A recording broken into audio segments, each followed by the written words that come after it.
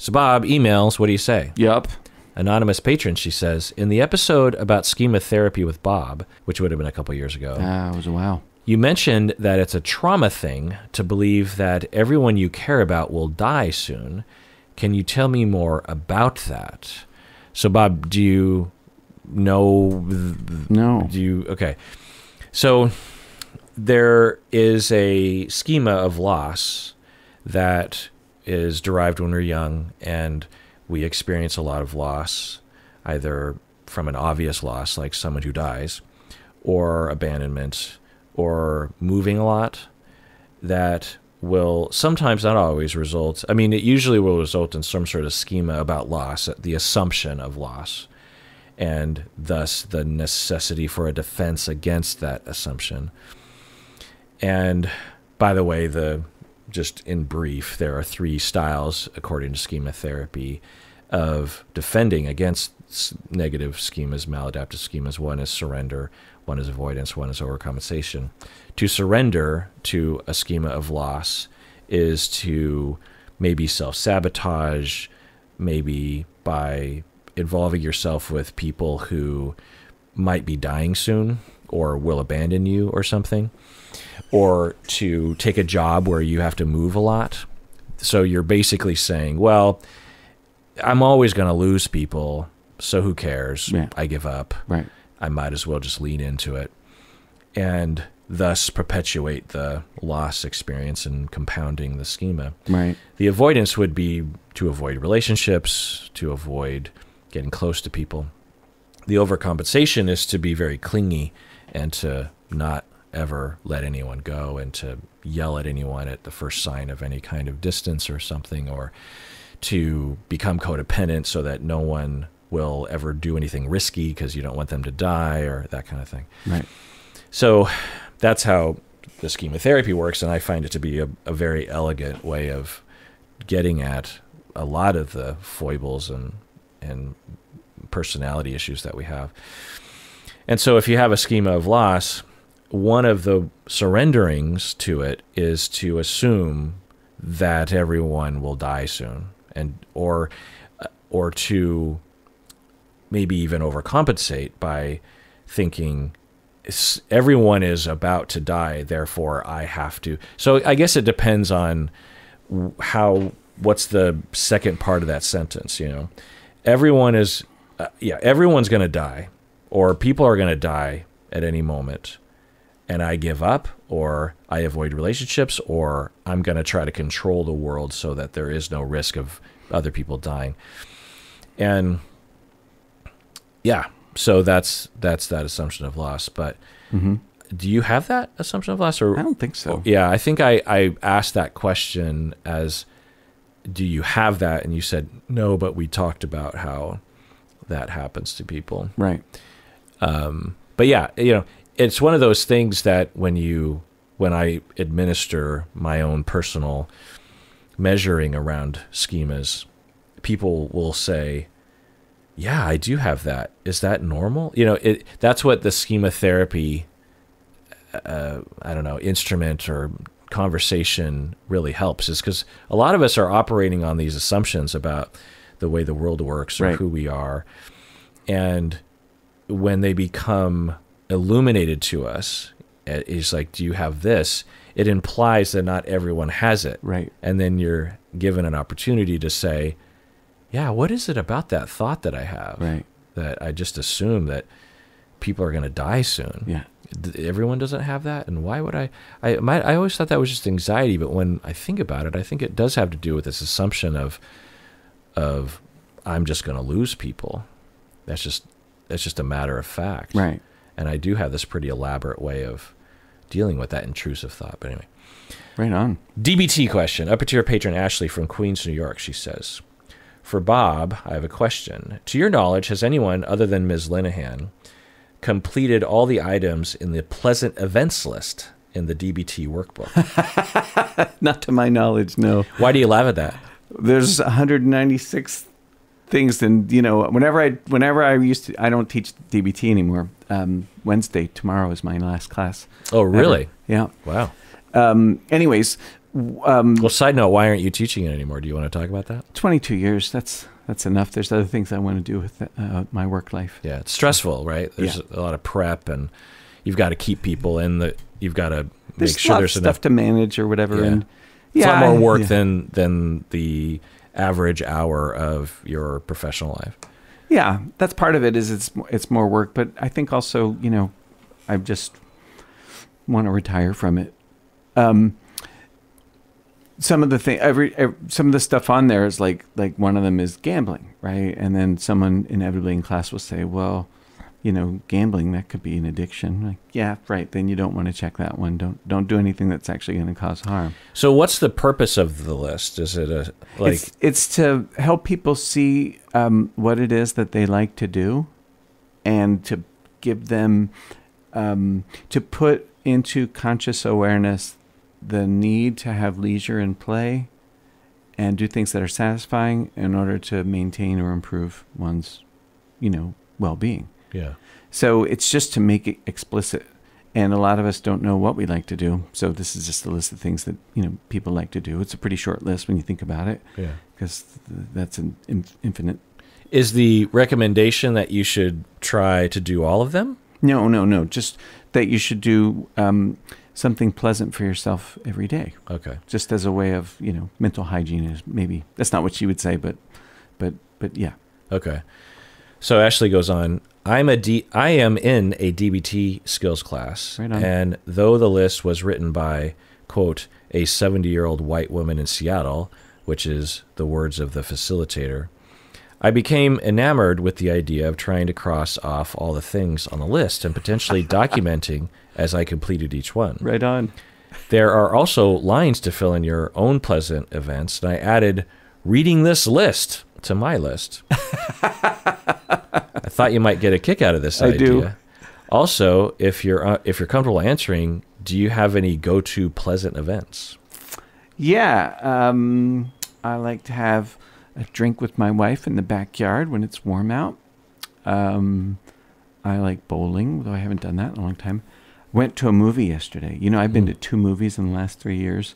One with you, which was about a year ago. Mm-hmm. And then yesterday we saw... what did we see a year ago? The James Bond film. Yeah. Yeah. And then yesterday we watched Everything, Everywhere, All at Once. Oh, yeah. Did you like it? Oh, amazing. Yeah. Really, really cool. I'd never seen a movie like that before. It's totally original. Yeah. Yeah. There's parts of it I find to be a little shaggy. The hot dog stuff got a little old. Yeah. But I don't fault it for that. It's just such a chaotic, really interesting experience. And I think benefits from being in the movie theater because it's such a 3D experience. It's a visual treat, yeah. Yeah. Yeah. Well, good for you. So that was you leaning into pleasant events? Yeah, we did a pleasant event. And then there was a food truck out front of the Ridgecrest. The food truck is called Breakfast All Day. I got a spicy egg wrap with potatoes and some other good stuff in it. Yeah, that little corner used to be me and Stacy's go-to place, even with that rotating food truck. Food truck, yeah. Yeah. Yeah. But we don't live nearby there anymore. Yeah. For those of you who don't know, there's a theater in North Seattle Shoreline that is called Creston. It's a second-run theater that will have movies that are a little old, maybe like 6 months old, and the tickets are $3. I don't know. They're very cheap. Yeah. They used to be, I think, even as low as $1 back in the day. Yeah, back in the day, yeah. And it's a really old theater. It's run down. They haven't updated it. Oh, no, it's rehabbed. Oh, they did? Well, the building itself isn't rehabbed, and the lobby looks the same, but they think they swapped out all the seats. Oh. They're pretty cush. Oh, yeah. The seats used to be awful. Like a couple of years ago. Yeah. Yeah. In fact, this one time, the last time I was there, maybe, I remember going into the Crest, and I had my popcorn, and I'm about to sit down, and I usually it's a pretty big theater space, back in the day, because this is an old theater. Yeah. They would have a lot of seats in a kind of a stadium style where Right. it rises to the back. And because today I feel like they err on the side of smaller theaters, not, like a massive Cineplex will maybe have one or two big ones, but Right. the rest of them are Yeah. at least smaller than the ones we grew up with. Right. And so I usually like to sit, closer to the front. And so there were a fair amount of people that were behind me as I'm walking down the aisle, and I work my way to the middle of the row and, sitting down with my popcorn. And the seat, again, being so old, it breaks from underneath me. Wow. And these old seats, they're made out of metal, so Yeah. to break one, it's a thing, right? Yeah. And in my, being startled by it, and because one of the things I think we do when we're falling in that position is to fling our arms forward to kind of overcompensate for the momentum, right? We'll try to lean forward fast. So I'm holding on to this popcorn, and it all happened so fast that I flung the popcorn like like this volcano of popcorn, because it was a giant tub of popcorn, and this volcano of popcorn just goes flying up in the air, this explosion, as I'm like, whoa, and like everyone behind me just starts dying laughing. And so I'm sitting there in this carnage of popcorn. It's everywhere. It's all over me. But I'm like, well, I need to refill this popcorn tub. So I sheepishly walk down the aisle and crunch and find a different seat. But I'm glad that and I also was noticing back then that the sound system was, apparently it had because they usually have the speakers behind the screen. Yeah. And I think those had gone bad, and so they had this regular PA system that was just the kind of speakers that you'd have at a wedding reception, just kind of propped up on the side of the screen. And so I'm glad to hear that it's been renovated. But it's a very beloved theater because the old theaters in Seattle have all been kind of gobbled up and have been torn down, and so the crest is and the fact that it does second run movies and it's cheaper, and so I'm glad you saw it there. Yeah, it was good. And side note about the James Bond movie that we saw a year ago, it was the night I ran into Ken Jennings. Oh, that's right. of Jeopardy fame, and because we actually have a mutual friend. And anyway, that's funny. Patron Christine from so just to go into the Pleasant events with DBT, it is a program often for people with borderline personality disorder, but not always, right? Yeah, not always. But like percentage-wise, what would you say are on the spectrum anyway of borderline? Well, yeah, but now they use it for folks with eating disorders, and they use it for substance abuse. But in your class? Oh, in my class? Yeah. Oh, I'd say maybe 30% of folks, maybe 20, have borderline personality disorder. How many are on the spectrum? I don't know. I don't do any kind of evaluation. I just say, you want to learn these skills, you're welcome to join us. And so what are the other kinds of presentations that people have? Depression and anxiety, usually. But unrelated to a personality disorder? Yeah. Huh. Yeah. So it's like a skills class regarding how to cope with emotions. Yeah. Yeah, exactly. Interesting. So along those lines, when you get to this section with the Pleasant events list, if someone has anxiety, and that's it, and they are not on a personality disorder spectrum, in all likelihood, they are in connection with the self, right? Yeah, I would guess, yeah. And thus, they don't necessarily need to learn a new skill regarding how to enjoy their life, right? Yes, that's right. So you could have people sitting next to each other in the class where someone is already doing a lot of things that please them, and someone sitting right next to this person that has literally never done anything and doesn't even know what they want. Right. And because that's what I assume the pleasant events list It's to generate. designed to do, is just like try to help the individuals to pay attention to. Also, through checking off, it's like this, as you were saying earlier, this concrete exercise of like, oh, that is something that I do just for me. Right. That must mean deep down I have wants and needs, and I'm there, but I've enjoyed myself doing those things, but I didn't register it because I don't have that awareness of my needs and who I am. Yeah, right on. And so, interesting. Does that difference in the clientele screw things up a little bit? No, I always say to people, look, let's not presume that just because we're talking about it here means you don't have this skill already, or this set of, what we would call what they call a skill in there. But people, they pick and choose, and the stuff that resonates is always going to be different. So Yeah. no, I haven't found that's a problem. Interesting. Yeah. Patron Christine with a K from Los Angeles says, how do you deal with failure, Bob? I seem to be getting let go from jobs over the past few years. It feels embarrassing. I've been listening to your episode on failures with Berto, but I would love to hear it from Bob as well. I think of myself as a capable human being and healing through weekly sessions with a trauma-centered therapist. For context, I work in the film industry where it can be cutthroat. Yeah. With people losing sleep and having mental health problems for working over 12 hours straight and with little benefits or pay. Yeah. I can imagine that not all workplaces are like that, but the more that I work in this industry, around 4 years or more, the more I find it too grindy for my own mental health. But Bob, how do you deal with failure and being fired from jobs so frequently? How do I deal with failure? Well, I suppose I have at least for me, the usual, reaction of self-criticism and self-doubt. And I often will keep it to myself.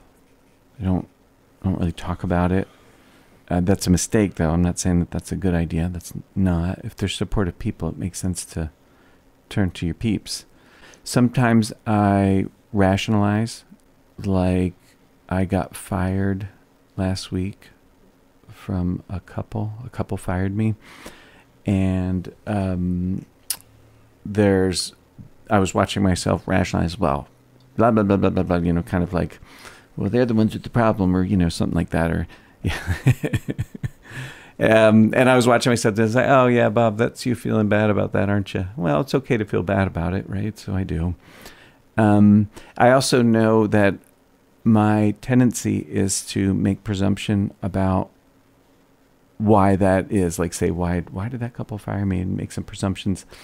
And I sort of reflected on it over the weekend and noticed that those presumptions were being made, and that I actually don't know anything about why, what was behind I don't know if they fired me. They said they were not going to come anymore. So I have no idea why. They didn't give me any information.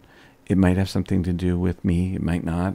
Really, it's impossible to know. But the presumption that my brain will make is, oh, yeah, it must be me. And I can pendulate between, feeling bad about myself and feeling good about myself. I do that all the time. I'm vulnerable to sort of minimizing, but I'm also, it's weird because I'm vulnerable to minimizing, but also I'm vulnerable to exaggerating the, my failing, if that's what it is. And then it fades. Yeah. Yeah. I mean, for me, I think, well, there's two things that I'll say to you, Christine with a K from LA, is one, the industry you're in sounds really awful. Oh, really painful. And there are industries or pockets of industries where it's just not conducive to mental health. And no matter how much therapy or how much inner strength you have or how much coping you utilize or how well you were raised as a child, there's really no human way to cope with it without some damage happening. So if you are struggling with that, you might want to think about maybe sidestepping over to a different track. You could still do what you're doing, but maybe in a different venue of some kind. So there's that. The other thing I'll say, though, is when I think about my failures that I've been through, like I think about being fired from my first internship and things along those lines, I think the way I dealt with it after initially freaking out and crying and talking about it with mentors and friends was kind of twofold. One is that there's a general assumption that I have, I think because I was raised well enough, that I'll say, well, their loss, I guess. They don't want me, and I did the best I can, and meaning that I'm not inherently a failure. It was just a bad fit, or I hadn't learned a particular, and that leads me to the second prong that I will, when I look back, that I adopted, which is, okay, well, what can I change to make this not happen again? Like, one of the things that I did when I got fired from my first internship was, after reeling and talking and crying, that I concluded, based on some of the feedback, that I was making people uncomfortable at the internship site because I was so shy, and people thought I was stuck up or judging them. But I was 25 and terrified and had no idea what I was doing. And it was a large agency where everyone knew each other really well and socialized outside of the agency. It was a lot of young therapists, and it was a very tight-knit community. And I generally have, less so now, but particularly back then, this policy of just not getting in people's way. And thus, I'm not going to be like super shy, but I'm not going to insert myself. And I'm not going to participate in small talky stuff, especially as a therapist. I really wanted to be professional and to get down to business. And I wasn't really interested in making friends at the agency. I was so consumed with becoming a good professional. I was really focused on that. But I think what actually happened was 90% of the reason why I was fired had been born with this general discomfort around me, which was due to me being reserved. And so at my second internship, I resolved to strongly change that. And it wasn't just a shift of like, well, I had to change my personality because I, particularly back then, again, was reserved and just not really a person that did that kind of thing. And I actually had a policy about not doing small talk. I didn't like it. Like when I would go to a party or whatnot, and I think you're kind of like this too, I don't want to talk about the weather and the Mariners and stuff, I mean, I will, I guess, if you want to, but I'm much more interested in talking about something deeper than that. And so I actually had a bit of judgment and disdain for small talk. And I think it was just me also just being young and shy and kind of having that young, shy dude attitude of small talk is for idiots, which is just not true. So I had to change who I was. I had to change my policies. I had to really confront that. And it was a big part of my identity. It wasn't just changing this one dial. It was really changing a whole series of dials about like, I'm now going to become that woman in the movie Office Space where she's like, have you got a case of the Mondays? It's that kind of talk. And I had actively rejected that and didn't want to be that. But I said, well, you got unfairly fired for sure. But if you want to fit in and you don't want this to happen again, which you really, really don't want it to, then you're going to have to change your identity, change your philosophy, adjust, be flexible. And I did that and instantly, and kind of had to force myself. But once I got into the swing of it, it was fine because it's always about kind of the icebreakers. And so what I would do, and it was a smaller agency, I would just walk into fellow therapists and other employees' offices and just chat with them for 15 minutes. Hey, how's it going? And it was painful. I don't walk up to people and say, have you got a case of the Mondays? Like, I don't do stuff like that. But I did, and it had a big effect. People considered me to be kind of a hub to the agency. They considered me to be the glue that, or at least one of the glue elements that kind of held people together and had a pulse on what was happening. And when I walked in, it was like, Norm, it felt welcoming and warm. And they gave you a job after, right? Yeah, they hired me. Right. And I felt accepted and secure. And I don't know what would have happened otherwise if they would have done that anyway, but I do think that was a big part of it. Of course, there are a billion other elements of being a good therapist and having a good relationship with my supervisor and that kind of stuff. But yeah.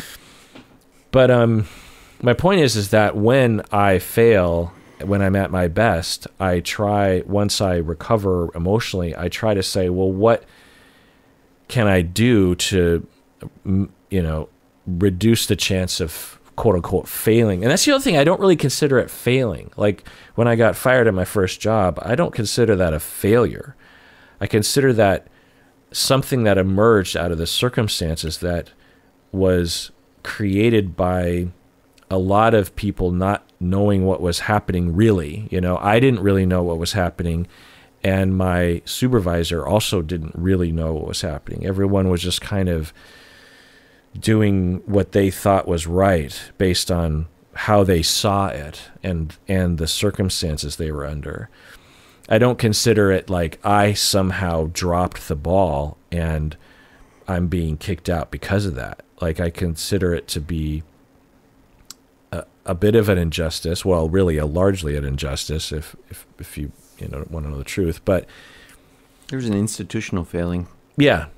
And failing on behalf of my supervisor, which I confronted him 20 years later, and he agreed, by the way, in short. And I consider it to be a learning opportunity, and that's it. It's like, well, that was really effed up and harmful to me, but what can I learn from it? And I'll change what I can, and I won't try to change what I can't, and just keep on keeping on. It's like you're driving down the road and someone runs into you and you had maybe 10% to do with it because you weren't watching or you weren't driving defensively or something. You don't say like, you failed at driving, I give up on driving. You're just like, well, that wasn't really my fault, but I could have adjusted. I could have been a little bit more careful and gave that person a little bit more room so that would have happened. But I didn't fail though. Yeah. And I think that's a much more conducive attitude, right? Yeah, to not just have this sort of black and white. Yeah. I failed. So, Christine, when you get fired from one of those jobs or let go, as you say, is that a failure? Yeah, we want to go for maximum accuracy here. Yeah. Like what led to what led to what led to. How common is it that people get let go from jobs in that particular industry? I imagine it's quite common. Right. Still punishing. Yeah. And I know this sounds like some kind of TED Talk or lame YouTube video where they're like, there is no failure, there's just opportunities, and so maybe I am kind of saying that, but I don't feel like I'm saying that. What I'm saying is that, okay, well, so I'll say there are moments where you do fail, just flat out fail. Where you should identify it as that. I guess I almost kind of think of it as the difference between shame and, I don't know if I want to say guilt, but just like self-reflection, noticing that one has a flaw. Like, shame is a good thing for things that are appropriate for shame. You get drunk and cheat on your partner and, well, that's not a good example.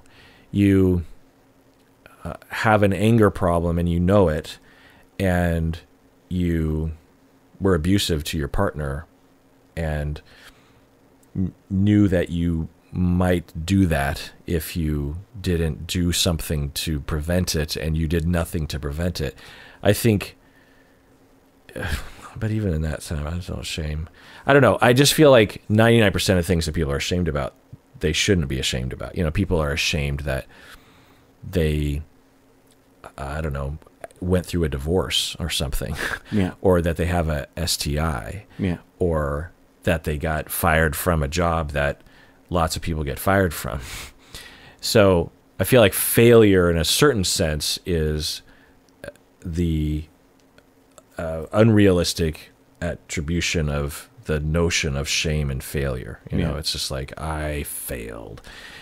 Whereas this thing happened, and maybe it was even kind of my fault, but I did the best I could, and moving on in life. Can I adjust? Sure. But, you know, that doesn't mean I'm a bad person. You know, I think that's a big part of how to at least I cope with failure. Yeah. You know what I mean? Anyway, let's take a break. When we get back, more emails. What do you say, Bob? Yup. All right, we're back from the break. Let's do an OPP. These are old patron praise for those who became a patron all the way back in May of 2020. Wow. And have stayed patrons ever since. We have Rachel, Sasset, Posty, Ty, Odelia, that's a great name. Barb, that's a great name. We have Nancy. We have Matthew and Luz Harumoni and and Malika, who became patrons back in May of 2020, and they didn't list where they're from, so they're just from God knows where. We have Raha from Oakland, Vivian from California, Emma from Albuquerque, Kristen from Germany, I believe, Nelia from Hoboken, Jersey, Marie from Oakland, who I think I've interacted with, Sharon from San Diego, Adrian from Missouri City, Texas, Ella from Red Cliff, Washington. Have you heard of Red Cliff? No, that's Australia. WA is the province in Australia or state. Oh. WA. Which one's that? Western Australia. Oh. Red Cliff, Western Australia. Kind of remote out there. So Ella's out there in the remote regions. Allison from Vermont. Aviva from Indianapolis. Garby from Edmonton. Rachel from Lakewood, Colorado. Karimi from Oakland, and Reg from Texas, and Sam from San Francisco. Thank you so much for becoming patrons and staying patrons through thick and thin. That was a lot of people. Yeah, I don't know. I thought I'd read more than I usually do. Oh, okay. So, email. These have to do with ethics, Bob. Okay. Let's get into some ethics stuff. This is from anonymous listener. She says, in my session with my therapist yesterday, he asked me if I ever thought about hurting myself. And I told him I'd thought about it regularly for years with one attempt. I gave him my reasons for not doing it, and I'd thought he'd want to set up a safety plan. But he ended the session pretty abruptly and said, "Thank you for sharing your life with me." It felt like a very incongruent and tone-deaf response to what I'd just revealed. And I sat there crying for a bit. It was over Zoom, by the way. It felt like he didn't care, which is probably an oversimplification, but at the very least, negligent on his part. Why would a therapist respond this way, do you think? He's later in his career, and I'd think he'd have developed a system at this point for suicidal ideation. Why would a therapist respond to suicide being brought up in an unconcerned way? Bob, what do you think? Well, it could be a failure in training. It could be that they don't know how to handle it. They don't have experience with that, or I'm just going to speculate here. It could be somehow it scared them. Could be that they believed that it was a thing from the past and not likely to come around again, and so, just thought, okay, well, good, like you're safe. Could be that they don't care. And one thing that I could say with sort of more certainty than anything else is, I hope you'll talk about it with them, because you're feeling stung, and there's probably a lot of mileage to be had in, reviewing that. Yeah, absolutely. Yeah. The only thing I'll add to that, which I think you hit a lot of the bases, is that there's if you listen to this podcast or you are aware of the current culture within our field, it is weird that he didn't ask you more questions. But in the past, the majority, anecdotally for me, was what he did. In fact, I used to be this way, where the paradigm was, so I wouldn't be surprised if he's a good therapist, which it sounds like he probably is, then the best guess I would have, and of course, like Bob said, talk with him about it, because this is more emotional. And if you feel like you need a safety plan, then by all means talk about it. But I would take a guess and say that he comes from the old school way of thinking about suicide, which is that, I'll just tell you the way I kind of thought, I think, 20 years ago, which is that clients have autonomy and they can do what they want. And so I'm not comfortable even getting in the way of them killing themselves, because it's their choice. I'm not happy about them dying, and I don't want them to die, but I'm not some police officer in their life, and I don't even want to get into that zone. Also, I don't want it to be felt by them that I'm somehow overseeing their behavior, that I'm somehow interested in controlling who they are in any way. And if I could wave a magic wand and get them not to kill themselves, I would. But the cost at having a vibe of, I'm responsible for saving your life, I'm responsible for making sure that you do X, Y, or Z outside of this office, is not a good feeling. And there's a old school way of thinking about therapy where you're very disciplined about that paradigm. It's more often not suicide that we're talking about. It's like a client wants to divorce their partner, and over what you might think as a therapist to be dubious reasons, therapists will fall into this notion of like, well, I don't think you should do that, or they'll subtly ask questions that will, betray that notion that the therapist has, that they are secretly thinking the client should do X, Y, or Z. And so usually it's that paradigm of just like, look, you got to get out of the mindset that you know what's best, or you're supposed to do something like that. And so that ends up being so principled, or so, by the book, so to speak, that suicidal monitoring is underneath that umbrella. Mm-hmm. I don't know am I describing this very well? Yeah, I think you're describing something really well. Yeah. Okay. Yeah. How are you? Do you remember this attitude? I never had this attitude.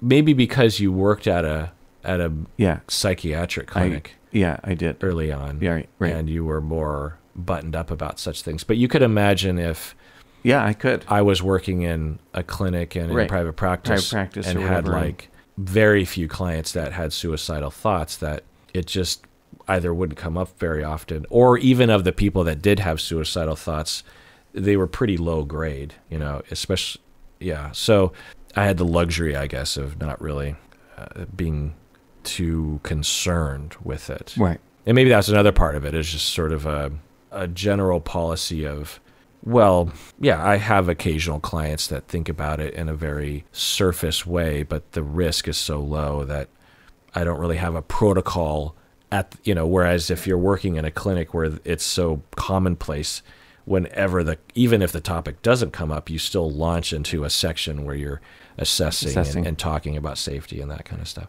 Right. Giving someone the crisis line, that kind of thing. Right. So if you're not used to that and you're kind of old school, you could see someone just being like in their head saying, well, it sounds like a pretty low risk right there. And I'm just mainly thinking of this as the client revealing something that is sensitive. And I appreciate that. And I will say, thank you for sharing your life with me. Yeah. And maybe even kind of giving a message of just like, I'm not your dad and I'm not your police officer. Mm-hmm. So I remember having, I don't know if I'm describing it very well, but I remember having that paradigm. That attitude or whatever, that sense of things. Right. I did do safety plans. Yeah. I did assess, but it would have to be pretty high for me to kind of kick into that. And so there's another notion that I hadn't known yet in the beginning, which was that when people have motivation to actually attempt, they typically will have a very brief time span of that intense motivation. Right. It could be literally 5 minutes or 5 days, somewhere in between there. Yeah. But it's usually odd and unusual. It's the exception that they have this strong motivation. They might have ongoing thoughts, but the spike in motivation is after a breakup or when they're drinking or yes, they get rejected somehow, or someone else dies close to them, or there's another suicide, and all of a sudden, boom, they become highly motivated. And if we can get them through that time, then we can literally save their lives. And so that was something that I didn't know, that I hadn't learned yet, or the research wasn't there. And so I was actually either told or just had this myth that, well, what can we do as a therapist? I can't keep my thumb on them 24/7 for the rest of their life.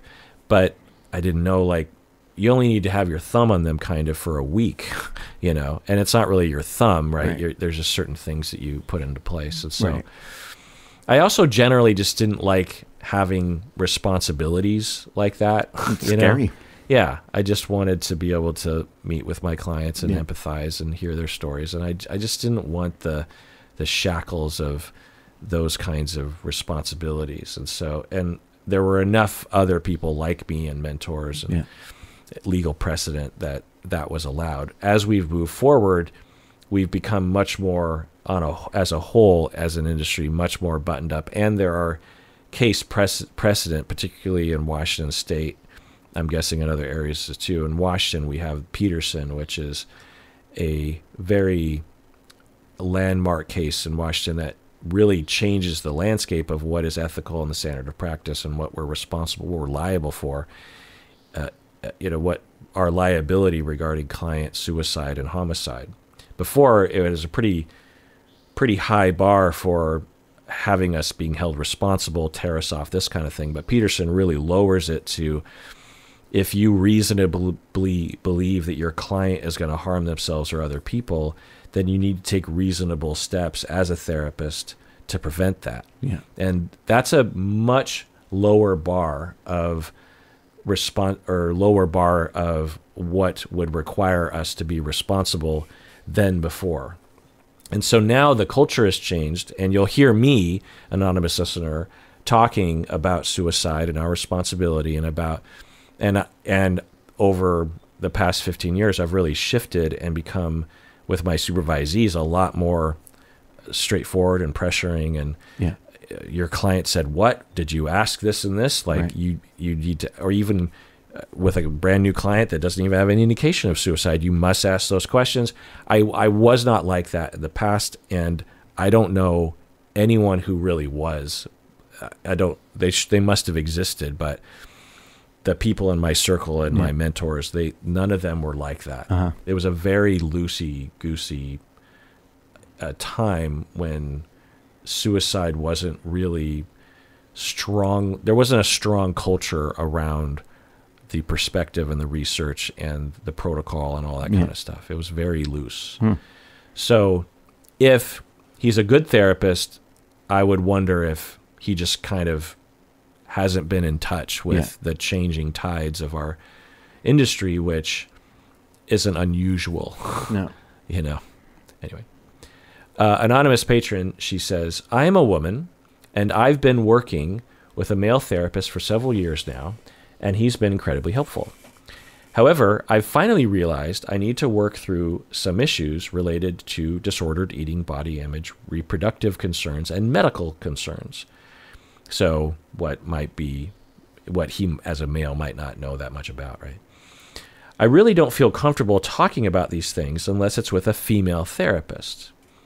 Can you talk about how common it is to see two therapists at the same time, what the coordination of care might look like, and how should I approach my current therapist about this idea?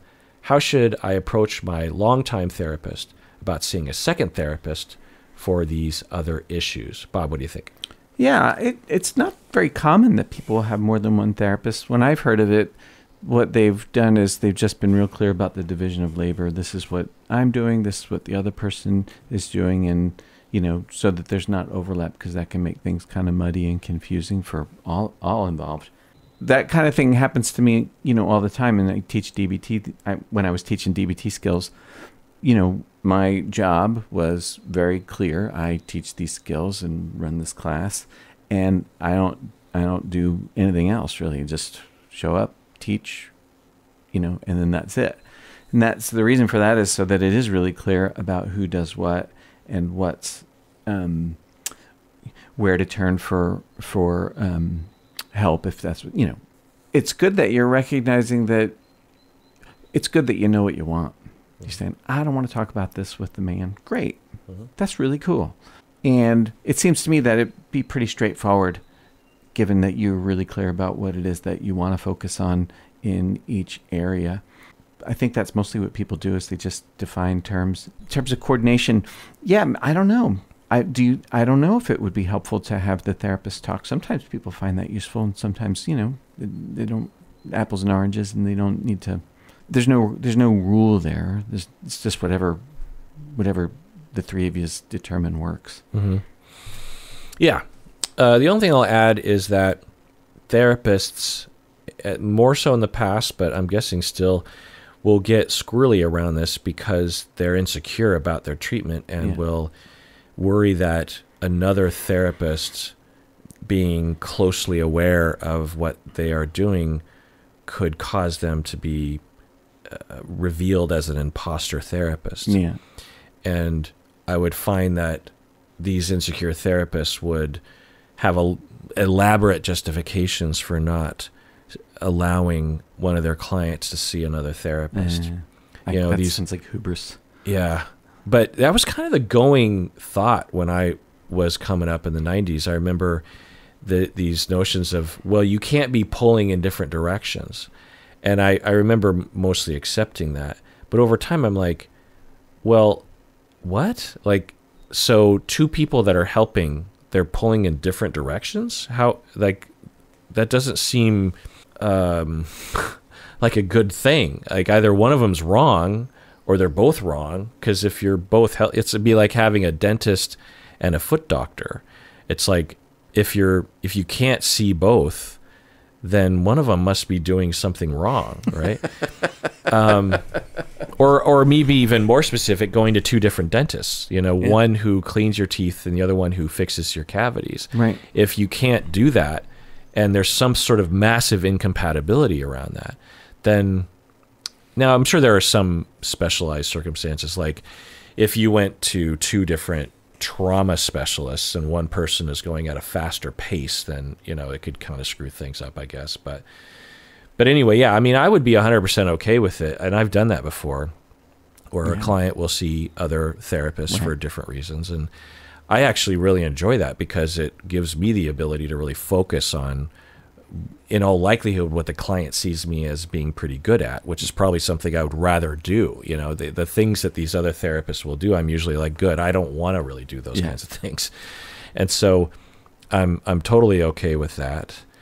And the last thing I'll say, though, is that the issues that you're bringing up, and it's totally up to you, and there's nothing wrong with being like, yeah, I just want to talk to a female therapist. But the fact that your therapist is male doesn't eliminate the possibility that you can't talk with these things with him.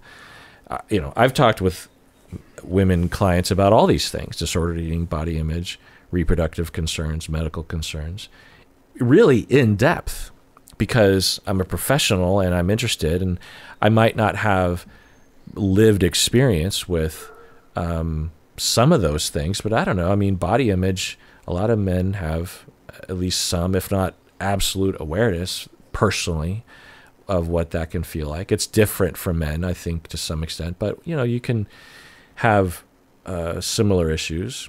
Certainly disordered eating is across the board gender-wise. Reproductive concerns, I think is also, men can absolutely have all sorts of reproductive issues that are hard to talk about, So it doesn't eliminate the possibility. It's not automatic. But if you just don't want to, you'd rather just have a faster road to understanding or you just don't like talking about those things in front of men, obviously, it's totally fine. Yeah. Anonymous patron from Corvallis, Oregon. You been to Corvallis? I don't think so. He says, "Hi, Kirk and Bob. I'm a white male in a therapeutic relationship with a black woman, and she is a widowed therapist. I'm very avoidant and feel that my therapist takes every time I'm silent in therapy as an opportunity to speak about herself, her late abusive husband, and her burgeoning abusive son. Because I'm so avoidant, I feel compelled to talk about her problems instead of my own, which enables me to avoid my problems with my own therapist and myself. Is there something I can say or do to fix my therapeutic relationship, or should I just drop this therapist and look for another therapist?" What would you say, Bob? I don't know if you should or shouldn't drop your therapist, but regardless of what you decide about that, I hope that you'll just read this email to them and talk it over, right? Like, that would probably be a really good thing to do, because if you don't do it, that your relationship's going to be polluted and you won't be able to get what you need. If you do it, then even if you decide not to work, you are avoiding, which is a really good thing to do. It's okay for you to use your therapy for the things that you're there to use it for. So, and learning how to speak, like when you're quiet and the therapist, focuses on those things, their own personal life, that's a great time to interrupt. It's not an easy thing to do. It's hard to talk to therapists about your experience of them. It's hard to talk to people about our experience of our relationship with them, especially when we have a complaint. We all have to learn how to do that, because we all have complaints about relationships. Sometimes people don't treat us the way we want to be treated, or so you deserve to have your therapy help you. You deserve for it to be focused on you. That's what it's supposed to be. So you already know all that. So really, you'd be advocating for yourself in a way that is reasonable. Yeah. Yeah. Yeah. If I were in your position, anonymous patron, I might say something like the following, because it would be hard for me too. I've had moments like that where I've felt like my therapist is talking too much, and I don't say anything because it's not a big problem. And two, I don't know. It's hard to say to someone, "Can you shut up now? Because this is my time and I'm paying for it." Yeah. But what I would say is something like at the very beginning of a session, so because it'd feel really weird to interrupt someone in the middle of them talking about their abusive ex-husband. I would say something like, "So I just want to start the session by saying that I have a problem with avoiding my own life, as you identified. Hopefully the therapist knows that. And I find that I will fall very comfortably into a mode where I listen instead of talk about myself.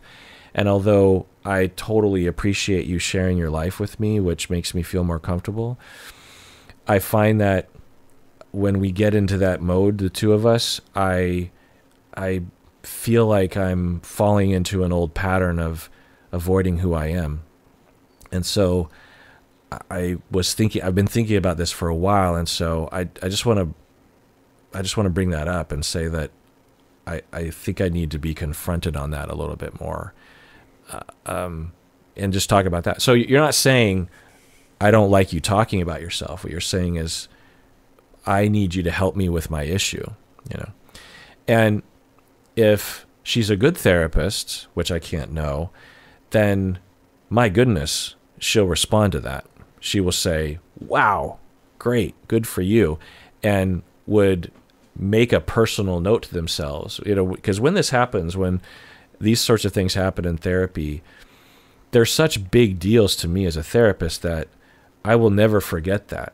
Like I've been in that situation with clients. I mean, not where a client says that to me because I was talking too much, because I generally don't talk that much in therapy, but when I'm a therapist. But when we identify that together, I'm like very diligent about session by session, repeatedly checking in with myself and maybe checking in with a client. I might even say like, so what mode are you in right now? Because it is one of those primary foundations to therapy, that the client shares who they are. And if part of their issue is preventing them to share who they are, then you're not even beginning therapy. It's like nothing is happening. It's a fundamental issue that the therapist has to pay attention to very closely. But if she's not a good fit and not a good therapist, and you tell her, or you're thinking maybe she's not a good fit for you, then you'd say something. And if she doesn't really change, then maybe she's just not a good therapist for you. And I don't know the answer to that, because there wasn't anything in your email that indicated that you appreciate her work, or that she's helpful, or that she's a good therapist otherwise, or something. The last thing I'll say is that you identified yourself as a white male and her as a black woman, which is fine, but I don't know if, anonymous patron, you're trying to communicate that you've been taught, rightfully so, that one, you shouldn't de-voice women and you shouldn't de-voice black people, because that is the historical pattern of white supremacy. And are you additionally worried about pushing back or bringing up something because of that issue? If so, good, but it doesn't apply here. She is your therapist. The fact that she's black, the fact that she's a woman, does not somehow mean that your needs as a client are somehow on the back burner. And if she's a good, even a halfway good therapist, she fully understands that. She doesn't. So say, even if you're a little harsher, you're just like, so I kind of feel like you talk a lot and gets in the way. I come here to talk about myself, and I feel bad about this, but can you focus more on me? If you said something like that, if she's a good enough therapist, it's not a black and white thing or a man and woman thing. This is a client therapist thing, and it's mortifying for the vast majority of therapists to have that be an experience for a client like that. That's one of the worst things, I think, for myself and other therapists that a client could go through, that you are talking too much. So I'm glad that you're concerned, I don't know if you are, about gender, power structure, and about white supremacy, but this is for you. You are a client in therapy, and you deserve to get the help that you need, and you deserve to speak up. You don't deserve to be racist or sexist, but what you're talking about is not racist or sexist. This is a client issue, and it's a common one, so, go for it. Patron Tom from Melbourne says, I have a new psychologist. We have had one session so far. He took a more relaxed approach to the session, such as by dropping an F-bomb or two and throwing in some jokes in the first session. I like a good joke or two, and I'm a total potty mouth, by the way, but I wonder if the levity might bode ill for future sessions, particularly if something serious comes up. Similarly, he seems about 10 years younger than I am, so I wonder if you think there can be value in therapy with such a difference in age and life experience. He has asked me to complete a thought record and seems more oriented towards following specific therapeutic protocols and being a little bit more regimented. Thanks, and I hope you're having a great time recording this current podcast episode, if and when you read this. I just love that last little line there. So, new psychologist, one session, F-bomb, throwing in some jokes, 10 years younger, thought record. Bob, what do you think? Yeah, you guys are learning each other, aren't you? You had one session, and sounds like you have mixed feelings about that. And it sounds like more like you're concerned about whether or not therapy will be helpful to you, or whether or not this therapist will be helpful to you. So it makes sense to bring it up that you have that concern, and that you have a concern about their level of experience and their age. It's fine. I don't know if those are going to be factors that actually get in the way of them helping you. They might. I suppose they might. But I'm imagining what it would be like to not talk about them and have that stuff running around in your head and distracting you from, whatever it is that you came there to do. Thought record. Yeah, that's what cognitive behavioral therapists, they use thought record, and it's fine. Is that what you wanted to do? Did you sign up for CBT? And I think most people, though, when they hire therapists, they don't, they sort of like are putting themselves in the hands of the expert. They don't say, well, what's your approach to this, that, or that, or the other? Like you go to the doctor and you say, here's my symptoms. And they say, okay, let's do this. A very savvy patient might, talk with their doctor about their options. But most of the time I'm like, I don't know what to do. That's why I came here, so that you can help me. So, but it sounds like you have some sense of what it is that you want to do. And maybe thought record isn't part of it. So if you're going to do that, it ought to make sense to you. It ought to make sense. Oh yeah, I'm going to do this because, as opposed to I'm just going to do it because they said so. And it's all negotiable. Yeah. Yeah. I think I'll just be sort of repeating what you were saying, but regarding the levity, that doesn't mean that he isn't capable of being serious. Yeah. So I understand the concern, but you'd really have to start talking about something serious and see how he responds to know the full variety of his demeanors. So there's that.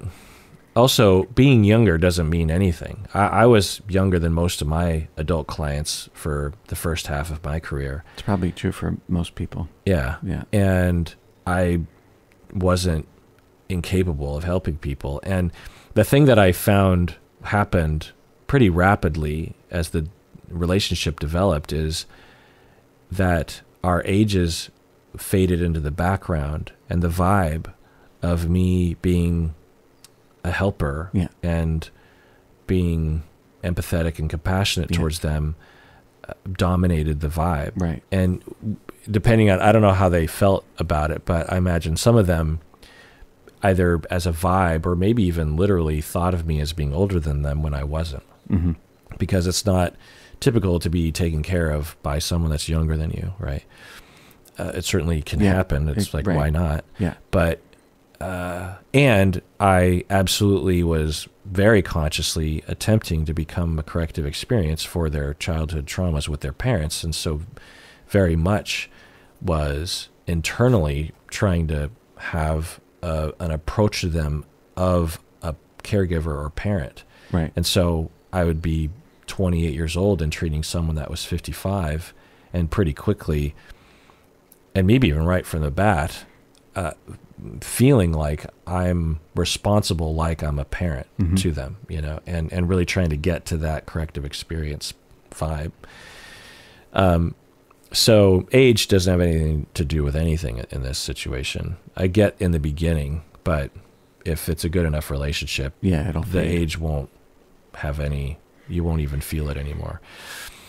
And then, regarding the CBT thing, know that thought record is, I'm 98% sure that this therapist is at least in part a cognitive therapist, if not a cognitive behavioral therapist.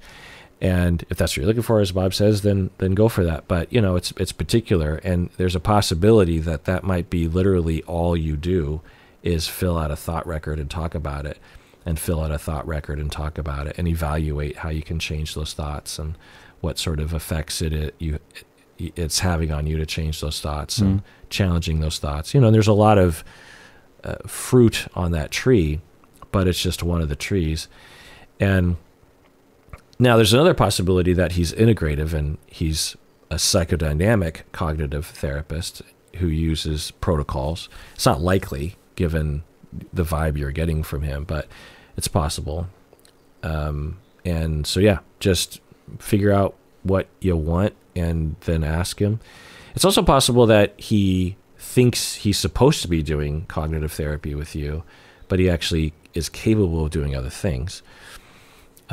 So, give it a chance, see how it goes. And if it's not for you, then, and another thing that could have been happening, Tom, is that he might have detected that you were a potty mouth and that in order to bond with you, he needed to be more like that somehow, more jokey and approachable or something. Mm-hmm. But I could also see a world in which he's a cognitive therapist that just doesn't really consider himself to be people's corrective experiences regarding a parental figure, and is actually maybe even actively trying to push away from that role of signaling, look, we're here to do exercises and worksheets, and so, this isn't a serious place. We're going to be, surface, and that's the kind of therapy that I'm good at, and I believe that to be the right thing, whatever the thing is. Right. So, there's just a lot of possibilities, but. Sure. All right, Bob. I think that feels like a good place. What do we do, 4 or 5? Something like that. Yeah. And everyone out there, please take care of yourself because you deserve it.